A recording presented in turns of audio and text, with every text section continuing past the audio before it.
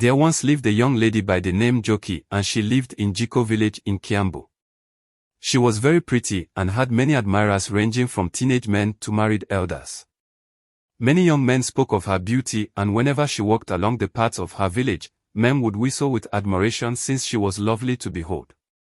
However, all these compliments about her beauty got to her head, and she developed a habit of insulting men who would stop to either greet her or ask for directions to a certain place. She treated her admirers with undisguised contempt. She had a friend by the name Gotoni who was both beautiful and courteous, but not as beautiful as Njoki.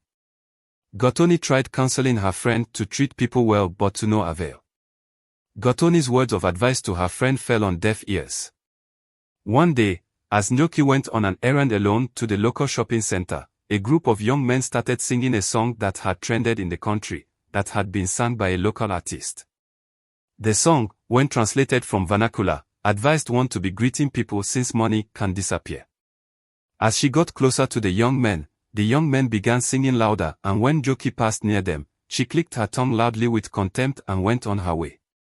Njoki and Gotoni had studied in the same primary school when they were girls, and since they lived in the same village had still maintained their friendship. One day, Njoki and Gotoni were walking along the road when a handsome young man who had also been living with his family in the same village stopped them and, looking straight at Njoki, asked her name. Njoki replied curtly, and then the young man continued making some small talk with Njoki, to which Njoki replied curtly and peevishly. The young man then proceeded to hand Njoki a bouquet of flowers and asked if they could go out on a date. Njoki angrily hurled the flowers at the astonished young man and proceeded to walk forward. Gotoni picked a few of the flowers and spoke reassuringly to the man and took his hand. The young man asked if he would take Gotoni out, to which she responded in the affirmative, glancing at the young man before him affectionately. A few weeks later, Njoki had applied for a job as a cashier in a local supermarket and was asked to go for an interview later on. 1 week to her interview, Njoki was walking towards the main road that headed to Nairobi when a middle-aged man of about 48 years stopped her to inquire for directions to a certain farm. Njoki responded in her characteristic nastiness and went on to chide the man for running after young girls and not controlling their carnal desires. The man shook his head in disappointment and moved on towards the village. The day of the interview came and Njoki woke up early to head towards the supermarket. She was dressed to kill, and as she walked along the road, men's heads turned to glance at her. Upon arrival at the supermarket, a female receptionist ushered her along with other interviewees to sit upon a bench and await to be interviewed.